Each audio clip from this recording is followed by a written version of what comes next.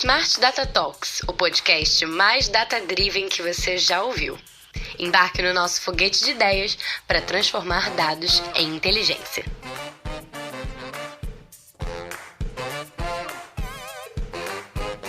Já faz algum tempo que o setor de recursos humanos deixou de ser um mero executor de recrutamento e seleção ou uma fábrica de experiências burocráticas. O levantamento de 2020 da KPMG, com 1.200 executivos de recursos humanos, mostra que esse setor, na verdade, é um dos que mais impulsiona o investimento em transformação digital nas empresas.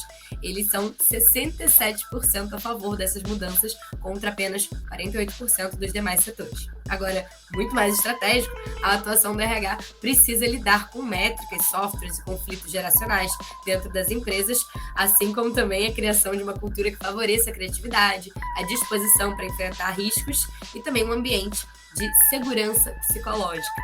Com esse novo perfil, os gestores precisam estar atentos às tendências que vão conduzir o futuro do RH ou RH do futuro. A gente vai descobrir hoje.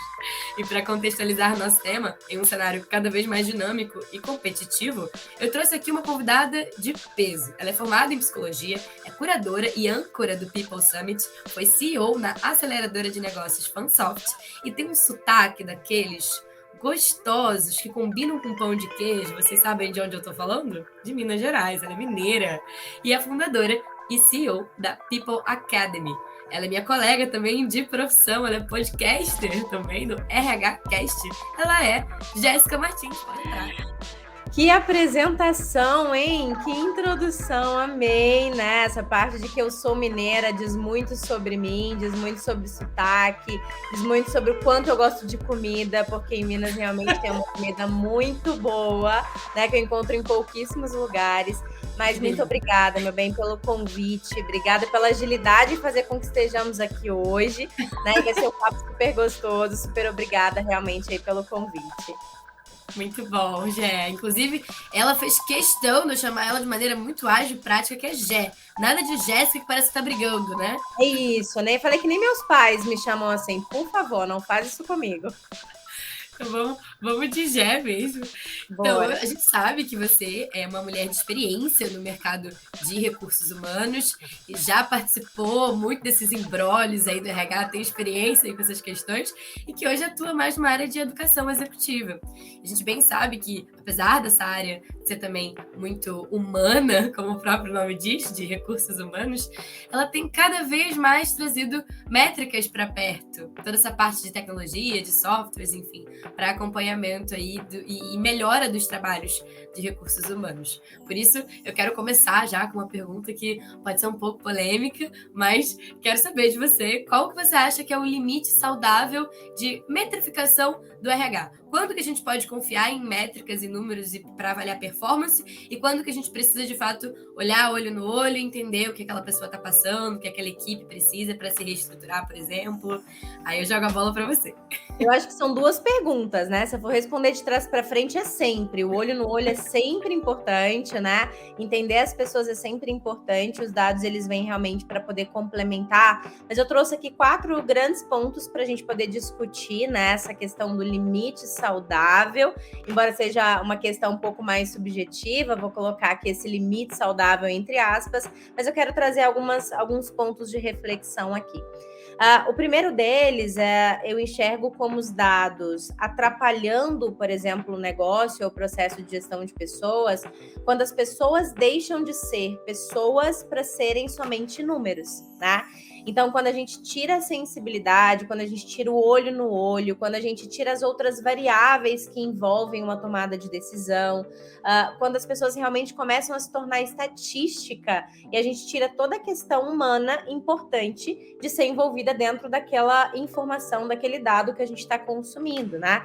Então, as pessoas começam a fazer parte de uma estatística de 3% de turnover e eu não quero saber quem é o João, a Maria ou a Joana e por que eles saíram, porque eles tomaram essa decisão e como isso impactou de alguma maneira a nossa vida, de quem ficou e a vida deles, né? Então, eu acho que esse limite, quando a gente começa a olhar somente para os números, sem tentar entender, né, realmente quem são as pessoas, é um limite um pouco perigoso, e normalmente as empresas elas vão do 8 a 80, ou elas começam a olhar para as pessoas meramente em planilhas, ou elas querem, de qualquer maneira, especialmente o RH, serem mais assistencialistas, extremamente humanos, e acham que os dados eles são o vilão da história, né? Sendo que não é isso, é quem analisa os dados que pode se tornar um vilão da história. Então, é importante a gente ter essa sensibilidade. Então, acho que é o primeiro ponto que eu queria trazer aqui, né? O segundo ponto que eu acho que ele complementa o primeiro é quando é uma análise apenas quantitativa, que apesar de você não ter ali o olho no olho, você também não leva em consideração as variáveis ou questões mais abertas sobre aquele dado que você está avaliando, né? Então, a gente só se baseia em dados quantitativos e não observa nenhum tipo de variável. Então, acho que esse ponto é importante também da gente trazer. Quando nós não consideramos todos os pontos para parametrizar uma tecnologia que traz dados. Então, grande parte das vezes, a gente está tratando ali tecnologia ou dados como vilã ou vilão e como herói ou heroína, quando, na verdade, a gente precisa entender que quem parametriza uma tecnologia, quem analisa os dados são as pessoas. Então, se a tecnologia ela traz viés, se ela não responde o que a gente precisa, ou se ela tira a humanização ou exclui as pessoas de alguma maneira, é porque nós a parametrizamos dessa maneira, né? Então a tecnologia ela vai fazer aquilo que você, né, determinou para que ela faça. E estava até brincando sobre isso aqui agora, né, Yasmin? Estava falando do ChatGPT, falou, ele nem sempre ele consegue falar, trazer as respostas que eu gostaria. Falei, olha, é mais fácil, você não está sabendo perguntar do que ele realmente não está conseguindo a resposta, né? Então, assim, às vezes a gente do lado de cá precisa treinar como é que a gente conduz a tecnologia. Então, não entender os principais pontos de parametrização para encontrar dados, eu acho que é um outro ponto importante também. E o último ponto, que eu acho que é também um risco para quem é RH e trabalha com dados, é quando a gente levanta um tanto de dado e não trata nenhum. Né? Então, eu acho que isso aí é um outro limite também, que é super importante de ser observado, porque a gente está constantemente pedindo aquele tanto de informação, aquele tanto de dado para as pessoas, seja na contratação, na atração, na seleção, seja na pesquisa de clima, na pesquisa de pulso, na avaliação de desempenho, a gente não organiza, não trata, não junta esses dados para ele nos dizer absolutamente nada. Ou se eles nos dizem, a gente não toma decisão. Então, é um outro limite importante da gente entender, porque não adianta também metrificar se a gente não cuidar do que a gente está enxergando.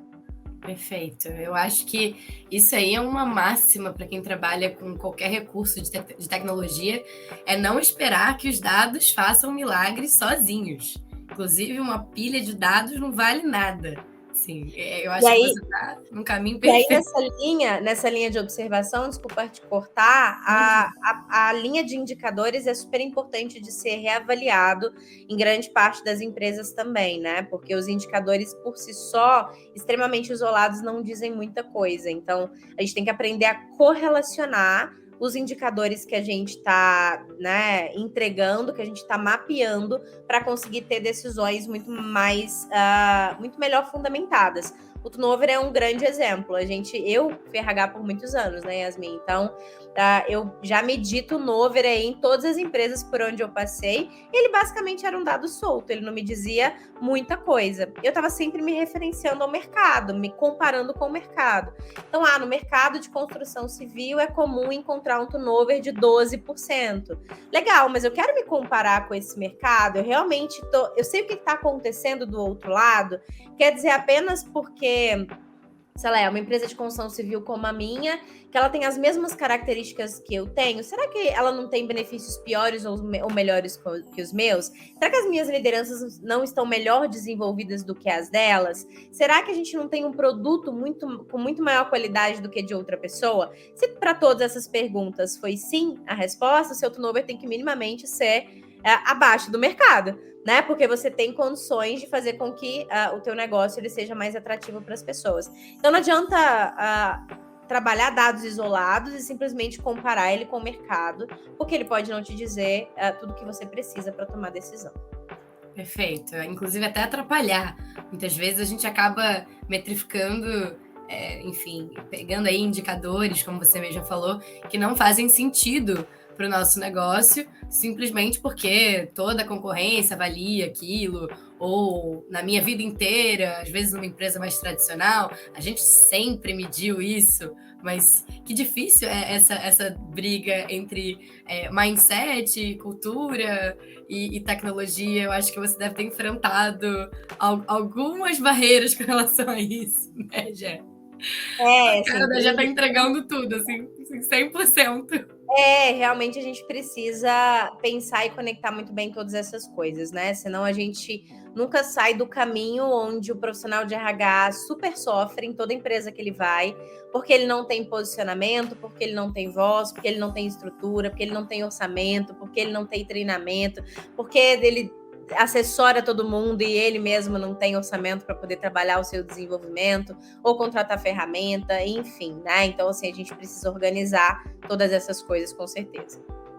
Perfeito. Você tocou num ponto importante, que é a questão das ferramentas. A gente está falando aqui, obviamente, das KPIs, etc., que vão além também, muitas vezes, de performance também.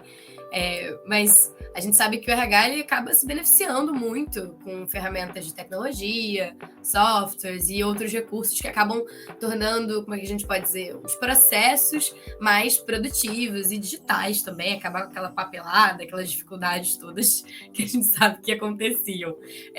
Eu também não sou assim, sou jovem, mas não tanto. Eu peguei muita coisa também aí de fax, xerox, etc. Corre para departamento, corre para o outro, entrega as coisas para fechar, assinar, não podia assinar digitalmente, era um caos. Então você já tá numa época que sofreu bastante, você veio de uma época bem, né? Bem para trás. Eu dei uma sofrida também, passei por isso. Tô aí na divisa aí entre os millennials e a geração Z, já denunciando aí minha idade. Mas cheguei a passar por esse tipo de situação também. E queria que você trouxesse aqui pra gente quais tecnologias que você acredita que tem ou que vão ter algum impacto significativo na área. Se já estão tendo ou se vão ter nos próximos anos. Você que vive acompanhando aí tendências, trabalha nessa parte de educação executiva de gestores, pessoas, equipes de RH. Então, ninguém melhor para eu perguntar isso do que você, né, Gê? Mesmo que a gente possa errar muitas vezes, que o risco está sempre incluído. Eu vou te dar uma resposta um pouco diferente, tá? Assim, do que eventualmente você pretendia ouvir, tá? Ai, meu Deus, começou. É porque eu sempre fui meio apocalíptica, sabe? Assim, olha Eu só, amo. o que acontece? Já me perguntaram isso várias vezes, né? Então, assim, quais tecnologias, ferramentas, futuro, como tudo que está acontecendo hoje, especialmente, né, em inteligência artificial, machine learning, como que isso impacta o nosso trabalho como RH. E eu queria dar alguns passos atrás antes disso, sabe? Infelizmente, né, como você bem trouxe, aliás, essa parte não é a parte do infelizmente, né? Me precipitei na palavra, mas eu há alguns anos fui RH por muitos anos e trabalho ouvindo e trazendo ali vários pontos de desenvolvimento para profissionais de RH. E infelizmente, nós ainda não estamos num patamar de usabilidade de tecnologia como nós deveríamos ou como o mercado gostaria. Então, antes até da gente trazer uma reflexão sobre como as tecnologias emergentes elas impactam agora o futuro da área de RH e as pessoas, é bem importante a gente trazer a reflexão de que existem tecnologias fundamentais que ainda não estão sendo utilizadas. E aí eu tô falando de coisas assim que parece comum para muitas empresas, mas que, sei lá, 60% das empresas brasileiras ainda não usam, por exemplo, um controle de ponto, né? Que seja mais automatizado, não usam uma plataforma de recrutamento, não usam uma plataforma interna, né, para poder integrar todos os processos, não usam, por exemplo, tecnologia para fazer pesquisa de pulso ou fazer uma pesquisa, enfim, tem várias. Contratação ainda está fazendo ainda ali a contratação manual, não está usando a digital. A gente tem ali um tabu enorme de que, por exemplo, empresas menores ou empresas que têm público operacional não conseguem, né, por exemplo, trabalhar com questões relacionadas à digitalização. Isso é um grandíssimo tabu, né? E eu tenho em conta ali alguns cases, por exemplo, no RH Cast, convido vocês a assistirem também. A última que eu entrevistei foi a Tigre, a Patrícia Bobato, onde ela fala especificamente como é trabalhar tudo que está acontecendo no mundo hoje com o público operacional e que dá para fazer e que você se surpreende quando você entende que dá para fazer. Então, assim, eu acho que o primeiro alerta sobre tecnologia e RH é que a gente ainda está muito distante da onde a gente deveria estar. A gente ainda está extremamente atrasado com relação à usabilidade de tecnologias essenciais. A gente ainda está ocupando muito nosso espaço, nosso tempo de trabalho, fazendo coisas que a tecnologia poderia fazer para a gente. Então, se a gente ainda está nesse ambiente, o que vai adiantar eu falar sobre qualquer coisa relacionada a tecnologias do futuro, sabe? São cenouras, são lugares, são referência, é para você conhecer realmente do que a tecnologia, o que está acontecendo, como ela está mudando o mundo, né? A inteligência artificial, a gente fala de ChatGPT hoje, mas ela já é uma tecnologia usada em várias coisas atrás das câmeras e você nem faz ideia, você já era conduzido por inteligência artificial há muitos anos, né? Só que agora você pode se beneficiar da inteligência artificial de uma forma muito mais democrática. Essa é a única diferença, né? Se a gente for parar para pensar. Então, nesse tópico especificamente, Yasmin, eu queria trazer essa reflexão, sabe? Eu acho que a gente tem hoje tecnologias que democratizaram muito o uso delas dentro das empresas, inclusive para RH. Elas já não são caras mais, ou tão caras mais quanto a grande maioria achava que era, né? E que era mesmo há alguns anos atrás. E a gente já tem hoje muita tecnologia ou gratuita, ou freemium, ou paga, mas um valor muito mais acessível e que a gente não tem desculpa mais para poder pegar uma jornada do candidato, a jornada do colaborador e tornar ela muito mais fluida por meio da tecnologia. Você acha que nem mesmo com tudo que a gente atravessou, e claro que eu sei que eu estou falando muitas vezes de profissões que lidam com esse meio digital, mais do que profissões mais tradicionais, mas você acredita que nem mesmo com o baque que a gente viveu durante a pandemia, que esse processo não se acelerou um pouco mais? Ou você ainda acha que o cenário ainda é de construção, de um dia após o outro? Eu entendo que ele acelerou muito, né? Então a gente descobriu que podia coisas que a gente acreditava que não podia. A gente conseguiu descobrir mecanismos, ferramentas e formas de se fazer as coisas, né, da maneira como nós não fazíamos no presencial, mas ainda assim eu vejo muitas empresas e muitos profissionais de RH pedalando para usar de maneira inteligente as tecnologias disponíveis. Então, acho que são vários saltos, né, que a gente precisa dar aí, que é de usar, de entender as tecnologias disponíveis, de trazer para dentro de casa uma que faz sentido e conseguir dar continuidade. Lá em 2016, no boom das HR Techs, elas tiveram que dar uns 10 passos para trás quando descobriram que às vezes o RH achava que era o máximo aquela plataforma, mas eles não faziam ideia de como fazer isso funcionar dentro da engrenagem da área de people, né? Então, assim, a gente ainda tem problemas como esse, ainda que as empresas tenham uma porta de entrada com relação à tecnologia. Legal, tecnologia, vamos colocar para dentro, vai otimizar dessa maneira, mas muitas vezes a liderança de RH não consegue orquestrar o próprio time para que o time consiga usar a tecnologia a seu favor. Quantas plataformas hoje que são implementadas dentro das empresas e que elas não são alimentadas? Quantas pessoas têm lá uma tecnologia, mas ainda usa o Excel, ou usa o papel, ou não alimenta? Né? Quantas pessoas estão fazendo tudo por fora ali da tecnologia porque nem compreendem quais são as funcionalidades dela? Então, eu acho que tem uma série de barreiras do uso da tecnologia no RH ainda. Perfeito. Eu acho que também o RH acaba pensando aqui em muitos papos que eu já tive com outros executivos, quando a gente pensa em inovação, quando a gente pensa em todos esses projetos que envolvem treinamento, pessoas, e enfim, acho que a própria ideia de inovar já é um investimento de risco altíssimo, porque você não sabe se vai dar certo. Então são apostas. apostas muito ousadas. E acaba que no dia a dia, no frigir dos ovos ali, assim, naquele desespero de resultado, de entender onde que a gente precisa alocar, por exemplo, investimentos, ou como que a gente vai atrair investidores. E quando começa a mexer nessas outras áreas que são muito fundamentais, eu tenho a sensação, conversando com outros executivos de N áreas, mas muito um pessoal de inovação também, inclusive um papo que eu tive maravilhoso também com a Juliana Oizerovici, que é da Raia Drogasil, do mercado de varejo farmacêutico.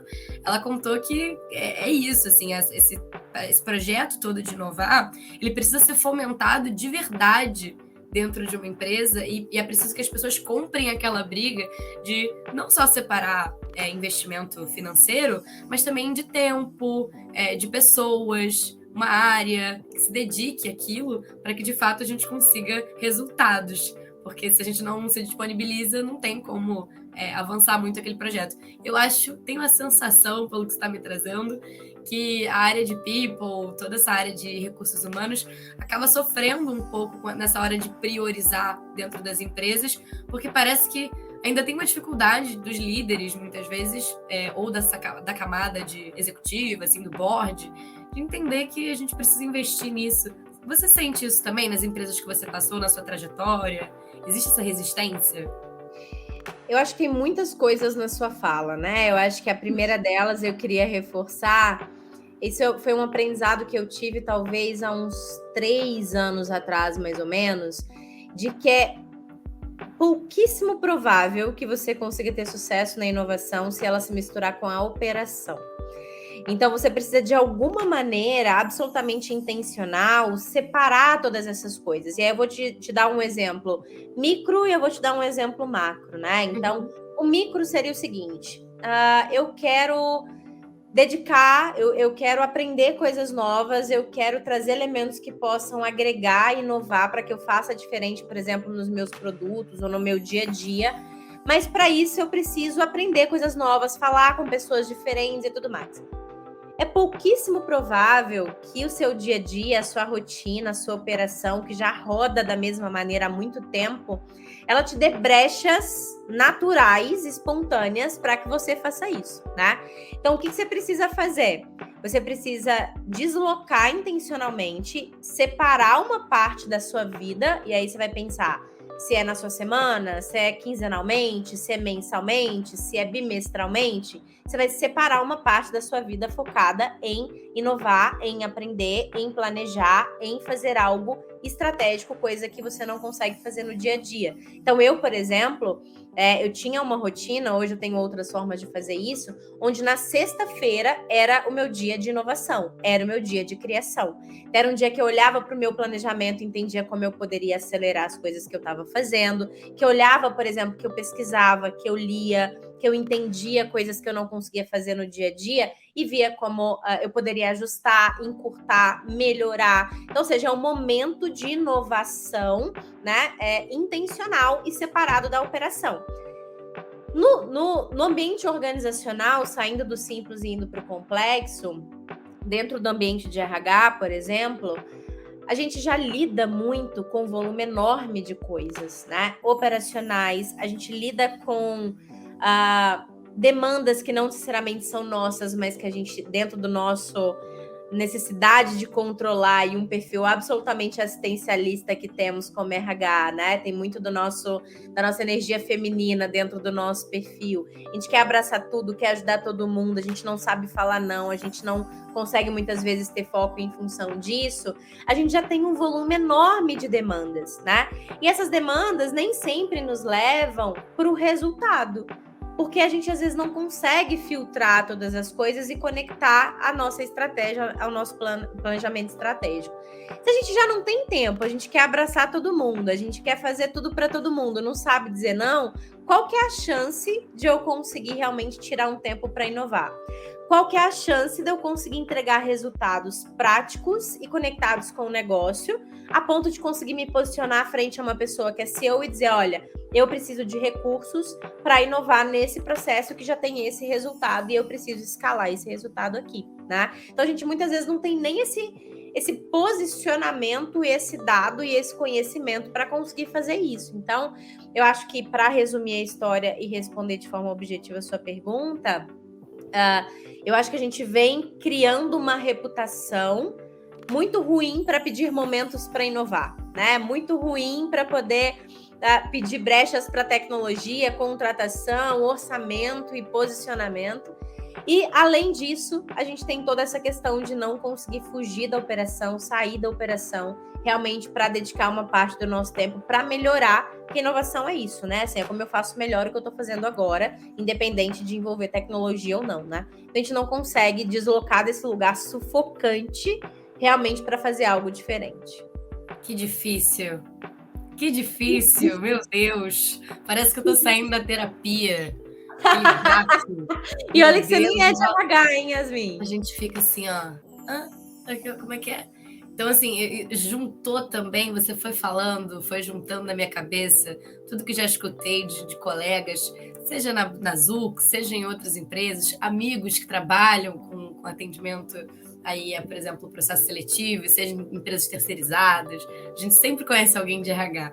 E eu já escutei tanto desabafo que dialoga tanto com isso que você está falando, dessa dificuldade assim, individual, muitas vezes, de resolver questões práticas com relação à inovação, a dia a dia, a demandas, mas também em maneira, assim, pensando aí numa dimensão de equipe, uma dimensão de empresa, de entrega de resultado, de tentar pleitear aí novos recursos para a área. Como é um duelo isso, é de fato você duelar com outras áreas que parecem tão gigantes, parece que elas têm um peso tão grande, falando de liderança, e eu acho que tem tudo a ver com isso que a gente está falando, com essas decisões difíceis, e acho que ninguém melhor do que um líder, ou talvez ninguém mais, porque todo mundo foge também, do que um líder, para ter que lidar com esse tipo de decisão, com essas tomadas de decisão tão árduas. E a gente sabe que, diante de tantos avanços também tecnológicos, mudanças culturais, a gente mudou bastante enquanto sociedade. As empresas também, se não quiseram mudar, estão sendo obrigadas a mudar também paradigmas ali naquele momento de cultura, de liderança, employer branding, tem tantos aspectos aí para a gente falar. E eu queria saber quais dicas que você daria para quem quer se tornar C-Level, para quem quer seguir uma carreira executiva como RH, no setor de RH, e também até pensando em empreender. Eu acho que também é legal, assim, também você não deixa de ser chefe de si mesmo, vamos colocar assim. Então, acho que tem muitos caminhos, mas pensando nesse setor de RH, quais dicas que você pode dar para quem quer escalar, assim, a sua chegada aí a uma liderança, ou dentro da criar uma sua própria empresa, por exemplo? Boa, então vamos dividir essa história, tá? São dois assuntos que eu gosto muito de falar, mesmo. E ela gosta tanto que ela tá dando aula sobre isso. É isso, spoilers, né? Eu gosto muito, e eu vou separar entre o C-Level e o empreender, tá? Então vai ser meio que um problema que eu preciso ajudar a resolver, e o outro vai ser uma questão pessoal, né? Como empreendedora, e eu quero potencializar mais RHs para que vocês consigam entrar dentro desse círculo de empreender e sair da jornada CLT, ou pelo menos considerar outras oportunidades. Mas falando da questão do C-Level, eu gosto muito de falar sobre isso, porque o problema ele começa quando a gente olha para as pessoas que são CEOs hoje em qualquer empresa e fala, putz, qual que é o background dessa pessoa? Raramente você vai encontrar uma pessoa que está sentada nessa cadeira que efetivamente veio de uma história de RH, mas eu tô falando de uma história mesmo. Fala assim, uma pessoa que uma vez liderou, não. Uma pessoa que é um RH, que fez história no RH, que tem uma formação de RH ou psicologia ou afins, que trabalhou ali com processo de gente, se tornou uma liderança de RH, um executivo de RH e agora é um CEO de uma empresa. Eu não conheço uma pessoa, Yasmin. Inclusive, eu coloco todo mundo, tô te colocando agora também para essa missão de descobrir uma pessoa que é CEO, mas não pode ser CEO como eu. porque eu sou uma CEO empreendedora, então eu sou RH que empreendeu e tornei CEO da minha empresa, aí não vale. Tem que ser uma empresa, né? Uma empresa de tecnologia, uma empresa de varejo, uma empresa de agro, uma empresa Eu tô de me sentindo aquela criança em festa sabe, dos coleguinhas, que o cara pede aquele chinelo tamanho gigante, ou a menor pessoa da família, que é, assim, tem uns pedidos impossíveis de resolver, que não E tem tá caçando aí na sua cabeça, ninguém né? de calça vermelha. E aí você tem que achar e trazer para ganhar um bombom, alguma coisa assim. Assim, difícil mesmo, você falando, eu não consigo pensar. E olha assim, né, que hoje um dos meus grandes trabalhos tem relação com entrevistar pessoas ou fazer curadoria. Então, na minha história como um todo, desde lá meu começo, com a minha trajetória com grandes eventos de RH, eu já entrevistei mais de 600 pessoas. Então, né, já entrevistei desde Bernardinho, a presidente da Visa, a todas as marcas que você puder imaginar, e nenhuma dessas pessoas eram CEOs com background de RH. Então, o problema começa aí, né? Então, quando você olha e fala, putz, o que acontece, né, que as pessoas de RH não chegam lá? E aí tem uma série de questões que a gente precisa trabalhar, e eu vou juntar, talvez, as nossas duas últimas perguntas aqui até, tá? Eu vejo que tem toda uma questão relacionada a conhecimento e toda uma questão relacionada à autoestima, a posicionamento, a toda a visão, né, de uma mulher no mercado, tem a ver com autoconfiança, tem a ver com questões sociais, tem a ver com a grande maioria das mulheres, de pessoas de RH serem mulheres, né? Então, assim, tem toda uma história que eu acho que corrobora negativamente para que a gente não consiga sentar nessa cadeira, né? E aí, dividindo esses dois lados, a gente tem, primeiro, a questão do nosso conhecimento técnico.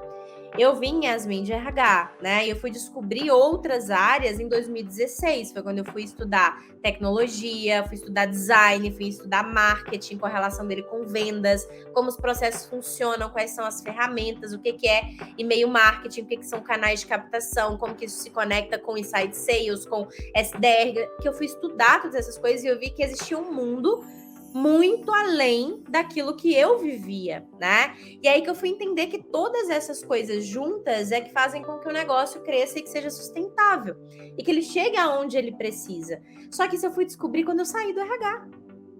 12 anos de RH, eu fui descobrir quando eu saí do RH. E eu fui cuidar de outros negócios, de outras coisas. E eu fui entendendo, putz, como eu trabalhei 12 anos numa empresa sem entender todas essas coisas, sem minimamente compreender, né? E quando a gente está falando de posições executivas, a gente está falando de pessoas que conseguem impactar diretamente o negócio.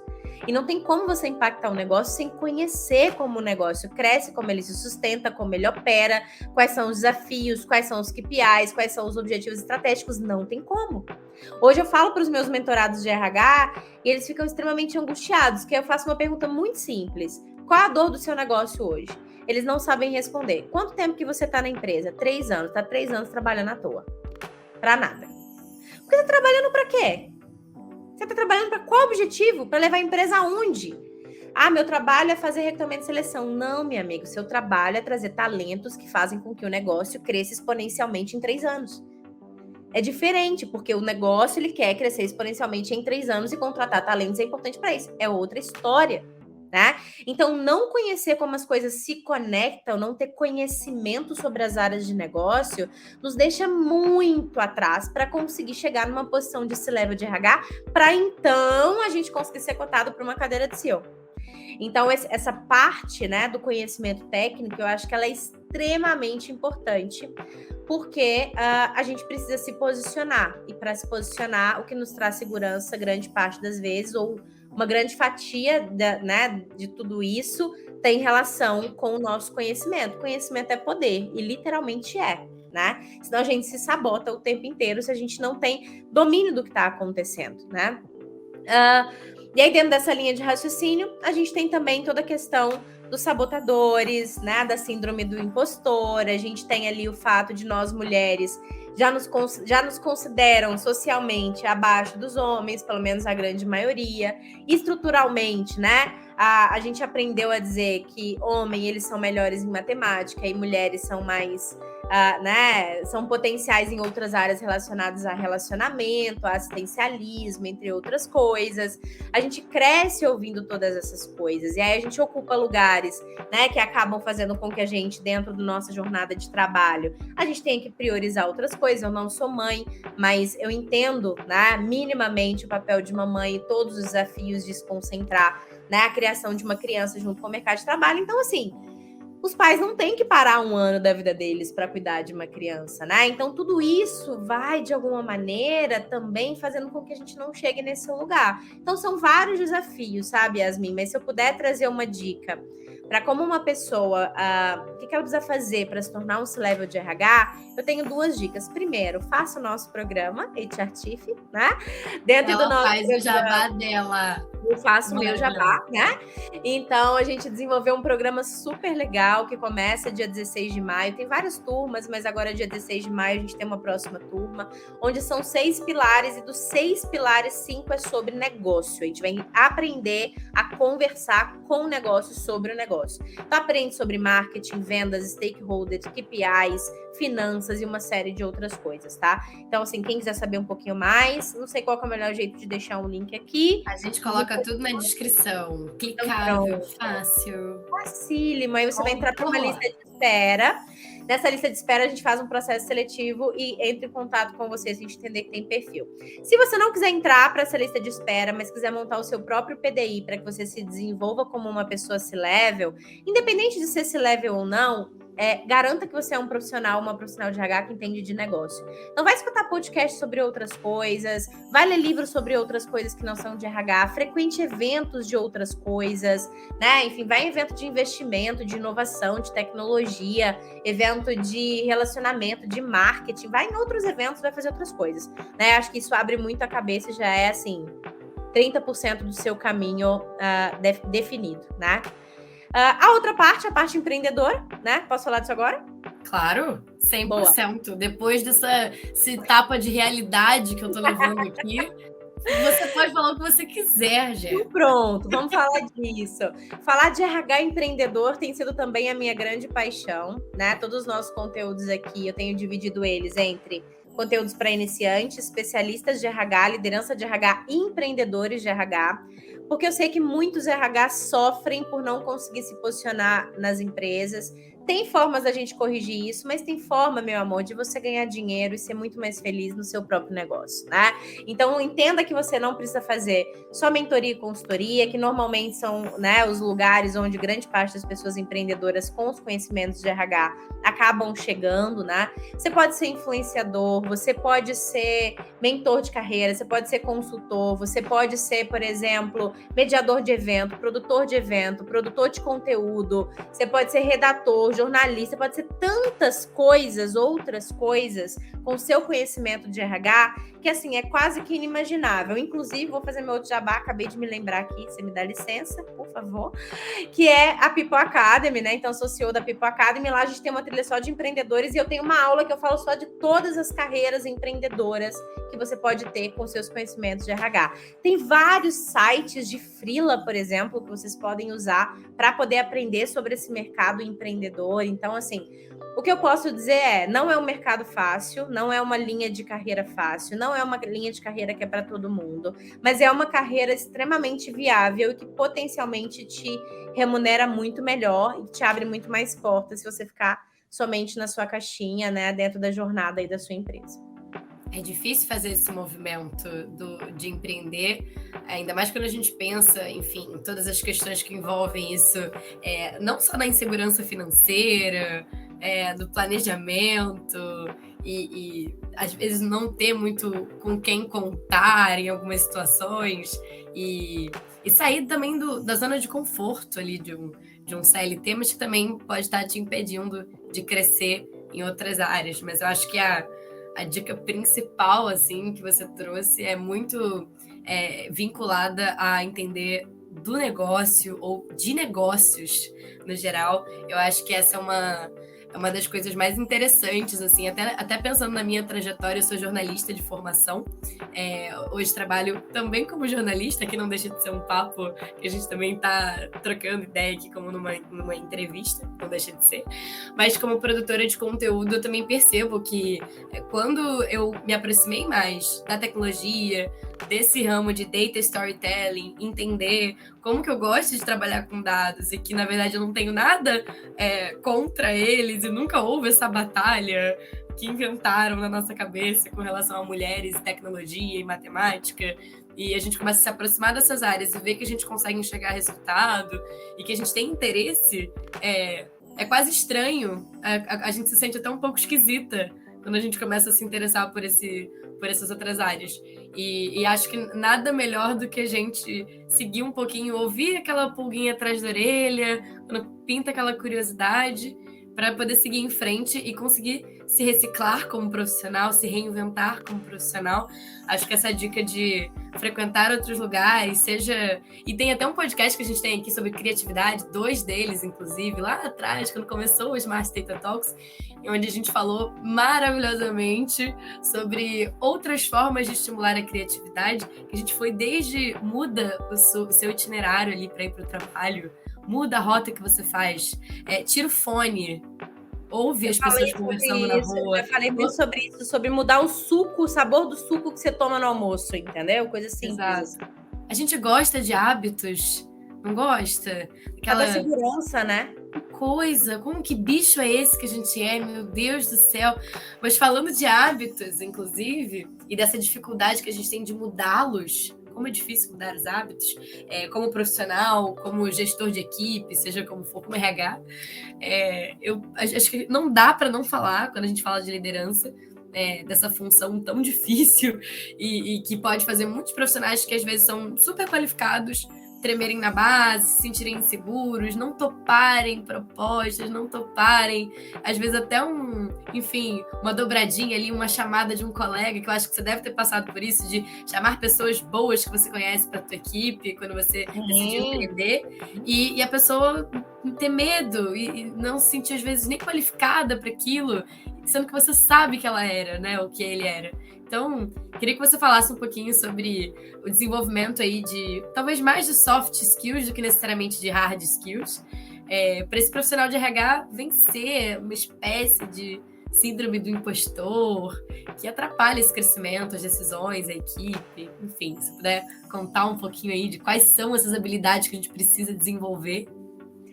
Eu acho que essa resposta, ela passa muito pelo que a gente falou anteriormente, né? Eu acho que quando a gente fala de profissional de RH, condensando e trazendo aqui para mais de forma objetiva, para a pergunta, quando a gente fala de profissional de RH, a gente está falando muito de mulher, né? Tanto que essa turma agora estava alinhando aqui antes do nosso papo com uma das mentoras, e ela falou assim, Gé, deixa eu pensar, aposto que essa turma toda é cheia de mulheres. Eu falei, 100% mulheres, né? Somos mulheres no RH, e assim, por mais que, né, a gente não tenha uma turma, são 30 pessoas, né, mas eu falei com várias outras pessoas, e as várias outras pessoas que eu falei, que foram ficando ao longo do meio do caminho, são mulheres. Então, assim, as minhas seguidoras são mulheres, tudo que eu impacto são mulheres. Então, assim, o RH, ele é composto por mulheres. Então, tem todas essas questões que nós falamos aqui.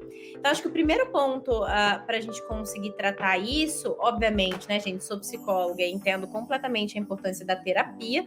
Então, assim, são questões, às vezes, que não passam somente pelas questões relacionadas a ser mulher, mas tem outras que são mais individuais. Então, cuide disso na terapia com a melhor pessoa possível, né, com o profissional mais adequado.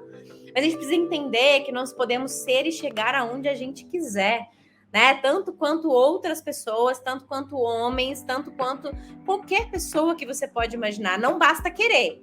Isso é um fato, não é só porque você quer que você vai chegar lá, você precisa se preparar. Eu acho que é o segundo elemento, né? Eu acho que a gente, além de menosprezar a nossa capacidade, a nossa evolução, né? E tudo que a gente pode vir a construir com todas as habilidades que a gente acumulou ao longo da nossa história, a gente se fixa muito na estabilidade emocional, de conhecimento, de empresa. Eu assessorei algumas pessoas recentemente que queriam muito empreender, mas medo, simplesmente medo. Eu falo, poxa, mas coloca ali 2 anos para você fazer isso e planeja em 2 anos, não precisa ser agora, mas você também não vai planejar, não vai fazer nada, vai esperar as coisas, né, simplesmente caírem do céu, elas não vão chegar. Então, acho que assim, a gente precisa quebrar essas barreiras, entender que a gente pode, sim, muito mais além do que a gente acha que pode, ou que as pessoas dizem que a gente pode. A gente pode empreender, a gente pode ocupar cadeiras de C-level, a gente pode se desenvolver como profissionais de referência no mercado, né? Então, acho que isso é uma quebra super importante. A terapia ajuda muito também, né? E reforçar o nosso conhecimento, né? Então, assim, uma coisa que me dá muita segurança, eu vou dizer por mim, o que me dá muita segurança é ter domínio do que eu tô falando. Então, assim, eu preciso minimamente me preparar, me organizar para que eu tenha condição de me posicionar e trazer o que eu preciso trazer em qualquer reunião, ou palestra, ou apresentação, ou mentoria. Eu não faço nada na aventura, né? Então, se nós cheguei lá e pronto, né? Eu tenho que minimamente, nem que seja 15 minutinhos, me dedicar, me preparar para falar, para fazer. Eu preciso estudar sobre as coisas que eu vou falar para conseguir trazer propriedade. Então, estudar, ler, criar repertório, essa questão que você falou de fone, de mudar de rota, eu sempre trago isso para a questão do repertório, né? As pessoas às vezes me perguntam, Jéssica, como que você consegue trazer visões tão bem elaboradas e diferentes para uma coisa que tá todo mundo falando a mesma coisa? Repertório. Então, assim, eu tenho aqui uma caixinha enorme de coisas na minha cabeça, com várias coisas que eu vou aprendendo e consumindo, porque eu sou curiosa, eu quero aprender sobre tudo, né? E aí, na hora que surge uma situação, eu consigo pegar 3, 4 elementos do meu repertório e trazer um racional sobre aquilo. Por isso que eu brinquei que eu sou, né, sempre apocalíptica, né? Mas é só uma referência ao meme, mas eu vou estar sempre pensando em como eu posso ir na contramão do que tá todo mundo dizendo, né? Então, assim, eu poderia falar de ChatGPT aqui para você agora, todo mundo tá falando e provavelmente para quem você perguntar vai falar sobre isso. Só que tem um passo atrás, né? Eu posso usar ChatGPT para descrição de cargo, para vagas, para um tanto de coisa, mas espera aí, eu ainda tô fazendo contratação na mão. Entende? Então, assim, a ordem para mim não casa, né? Então, o que eu posso falar que realmente vá na contramão e que agregue realmente para as pessoas de forma diferente? Então, aumente o seu repertório para que você tenha condição de fazer intervenções mais inteligentes e mais originais diante do teu negócio, diante dos teus clientes. E a partir disso, você vai conseguir se posicionar melhor, desenvolver suas soft skills, ganhar mais segurança, melhorar sua autoestima, seu posicionamento, para que você consiga entregar coisas diferentes aí na sua empresa. Como uma boa discípula de Estevão Ferreira, ela não poderia deixar de ser apocalíptica. É isso, entendeu? Genial, porque a gente vai do 8 ao 80, eu também, assim, às vezes eu olho minha seleção de podcast, porque além de fazer um podcast, eu também sou assídua ouvinte de podcast, declaradamente viciada. Zara, ela quer participar. Ela tá sugerindo podcast. Ela tá sugerindo podcast para as pessoas ouvirem e você não tá entendendo a linguagem dela. Tá Exatamente. vendo? A gente tem aqui um problema de comunicação. Vou abrir a porta para liberar essa cadela enorme que eu tenho aqui. Mas como uma fiel discípula de Estevão Ferreira, eu também gosto de ir do 880. Eu vou escutar podcast de comportamento. Aí daqui a pouco eu tô ouvindo um painel de política. Aí daqui a pouco eu tô indo lá para economia, investimento e assuntos que às vezes eu não entendo nada. Passo por criptomoeda ali, como se eu tivesse algum devagarzinho, assim, né? Dá só uma esbarradinha lá na criptomoeda.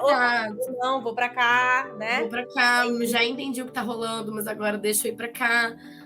Eu acho isso genial, porque quando a gente menos espera, aquela situação, aquele conhecimento que a gente teve mínimo de contato, muitas vezes, ou até como curiosidade, eu agora tô viciada num canal que chama Planeta Aves. Tô adorando. Escuto tudo sobre coruja, sei o canto de várias corujas do Brasil. Louca, talvez, mas em algum momento, muitas vezes esse repertório que a gente vai construindo, por mais aleatório que ele seja, ele pode ter um uso muito interessante nesse momento do despertar da curiosidade, né? Eu vou te dar uma dica para você conectar com tudo isso que você está aprendendo sobre aves, que pode vir a ser útil, tá? Existe uma ciência, acho que é uma ciência que fala, que eu também sei bem por alto nessa linha de repertório, que se chama biomimética. Você já ouviu falar? Sim, Pois a bem, gente então, imitar a natureza, da ciência, da tecnologia, exatamente. Na verdade, a biomimética acredita que todas as respostas que a gente precisa para as perguntas mais variadas que a gente possa trazer para a mesa, a natureza explica, a natureza tem a resposta, né? Tanto que várias coisas foram criadas a partir de movimentos naturais, né? Então, se você está se especializando em aves, eventualmente você vai conseguir conectar com alguma coisa da natureza, da biomimética, que você consegue trazer para dentro de uma estrutura organizacional. Com certeza, é só uma questão de pegar ali o princípio. Tá vendo? Nada é tão louco assim. A gente já deu aqui praticamente 1 trilhão de smart dicas, sem chegar no nosso quadro de encerramento, mas passamos por ele meio que sem querer. Mas agora vamos para ele de forma oficial, porque eu sei que a Jé trouxe coisas especiais para ele em específico. E ninguém precisa se descabelar, porque já vai estar tudo na descrição do episódio. Então, links, nomes estranhos, vai estar tudo lá. Não precisa ficar nervoso ou nervosa. Esse nosso quadro de encerramento, como vocês sabem, no qual os nossos convidados trazem dicas sobre livros, cursos. Curso aí já tem um monte. Aí da People Academy não dá nem para reclamar nesse episódio que não teve curso indicando. Então, pode ser uma palestra também. O perfil da Jé vai estar também na nossa descrição. Podem seguir, podem perturbar ela por lá, conhecer, acompanhar um pouquinho do trabalho dela. Ela também volta e meia lá desponta como articulista, escreve, fala um monte de coisa, dá a opinião dela. Eu gosto, eu acompanho. Polêmica, apocalíptica. Apocalipse, eu disse. Pois eu disse. Mas conta pra mim, então, Jé, qual que é a sua smart dica?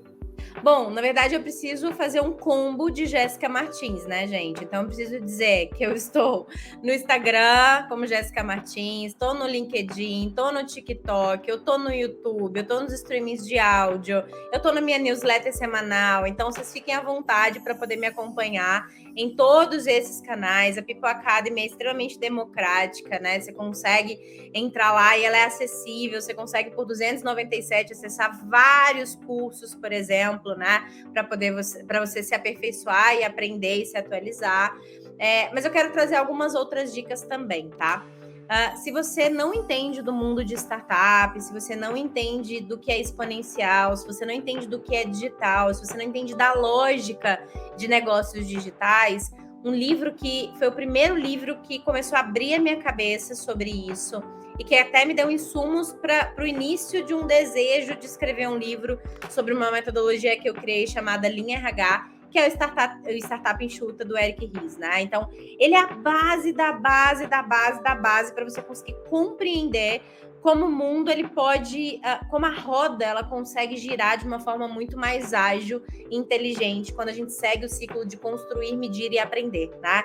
Eu acho que o construir, ele tem muito a ver com tudo que a gente está falando aqui, o medir principalmente, a gente falou de métricas, tecnologias e dados, né? E como que a gente aprende com o que a gente está fazendo, né? Então, todo novo ciclo que eu fecho aqui, eu estou sempre documentando. Eu acabei de entregar um grande evento, People Summit, e depois de entregar tudo para os meus clientes, a primeira coisa que eu sentei com o meu time é vamos documentar o que deu certo e o que deu errado, para que a gente não faça isso de novo. A gente às vezes passa desapercebido e a gente não constrói isso da maneira mais inteligente possível, né? Então ele é uma dica bem geralzona, assim, vai estudar sobre outras coisas, a gente já falou sobre isso.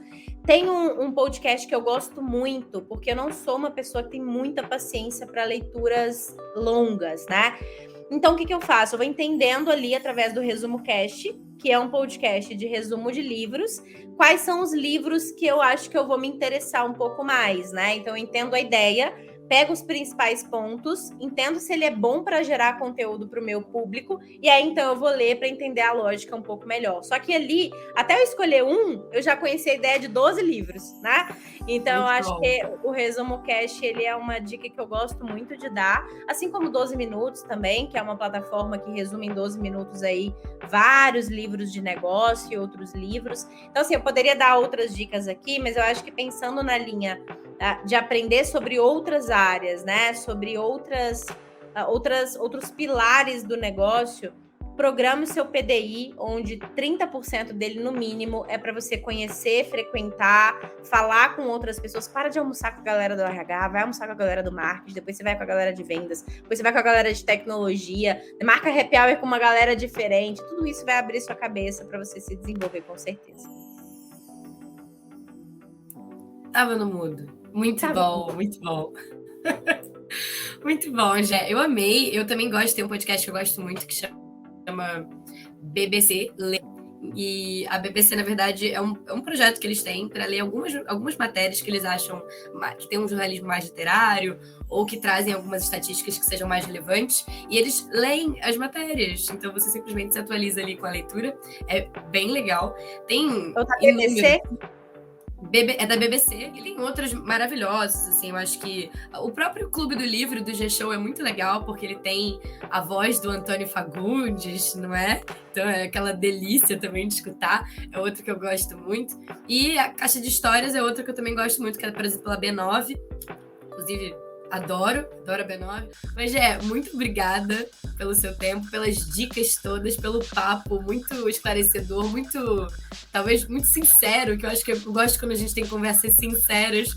E eu sei que eu faço umas perguntas, assim, muitas vezes pedindo algumas verdades, assim, catedráticas, e eu gosto de pedir isso dos especialistas, porque a gente acredita que eles vão ter as respostas, e muitas vezes a gente acaba recebendo algumas devolutivas muito interessantes, e eu acho que a gente teve essa troca hoje muito sincera, muito honesta, e que tem muito a ver, na verdade, com uma busca muito pessoal por carreira, por objetivos, e que muitas vezes essa resposta, por mais que a gente precise sempre de alguém para nos dar uma mentoria, botar a nossa cabeça no lugar, seja na terapia, seja num curso, seja na People Academy, no final das contas a gente precisa entender o que a gente quer, qual é o caminho que a gente está buscando. Então, acho que independente do futuro do RH ser incerto, algumas coisas eu acho que a gente pode começar a mexer os pauzinhos aqui dentro da gente para fazer um RH, fazer uma área, fazer uma empresa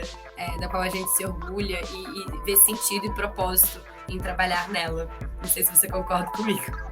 Concordo muito, e lá atrás, quando eu li esse livro, que eu criei a metodologia e aplicando ela depois de um tempo, eu entendi que aí todo o meu trabalho depois ele veio disso, né? Não é sobre as tecnologias ou sobre as empresas ou sobre as áreas de RH, é sobre as pessoas que trabalham dentro das áreas de RH e como elas impactam o negócio, como elas não sabem usar a tecnologia. Então é sobre como a gente, como profissional de RH, se desenvolve, se prepara para realmente dar conta de fazer com que as coisas que a gente precisa fazer aconteçam, né? Então como que a gente busca conhecimento, como a gente busca referência, como a gente cresce, como a gente se desenvolve, como a gente quebra barreira, como a gente para de ter medo, como a gente se posiciona sem medo de errar, e se errar tá tudo bem, e aí volta e erra de novo, né? Então, assim, é muito mais sobre a gente do que realmente sobre as empresas que nós estamos ou sobre as tecnologias que vão nascer ou já nasceram para ajudar o RH, né? Então, a gente precisa sim fazer um movimento para que a gente consiga se desenvolver. E muito obrigada, né? Então, obrigada aí pela disponibilidade, né, de gravar, obrigada pelo convite, obrigada pelo papo, foi super incrível, realmente, obrigada. Foi ótimo, Jé. Muito obrigada a todo mundo que está nos escutando. Até o próximo Smart Data Talks.